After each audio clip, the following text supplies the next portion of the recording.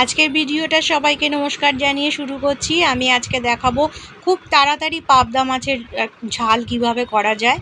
দেখো, আমি এখানে ছোট ছোট পাবদা মাছ নিয়েছি। এবার একটু সর্ষের তেল দিলাম, কাঁচা লঙ্কা দিলাম, আর কালো জিরে দিয়েছি, নুন দিয়েছি, হলুদ দিয়েছি। আমি লঙ্কার গুঁড়ো ইউজ করিনি, তোমাদের যদি ভালো লাগে লঙ্কার গুঁড়ো ইউজ করতে পারো। এটা হচ্ছে ভাজা জিরে আর ধনে ভেজে, শুধু এমনি রোস্ট ভেজেছি, তেল ছাড়া ভেজে একটু মিক্সিতে হাফ ডাস্ট করে নিয়েছি। তারপর একটু জল দিয়েছি। এবার তোমরা এটাকে মোটামুটি যেরমভাবে ঝোল খাবে ততটা জল দেবে। মাছটা সেদ্ধ হয়ে গেলে যখন ফুটবে তখন নামিয়ে নেবে। আর আমি একটু ঝোলই রেখেছি ভাত দিয়ে খাওয়ার জন্য, তোমরা চাইলে একদম শুকনো ড্রাই করতে পারো। দেখো, মাছ সেদ্ধ হয়ে গেছে। আমি এটা একদমই হালকা করে করেছি, কোনো রকম ঝাল ছাড়া, তেলও খুব সামান্যই দিয়েছি।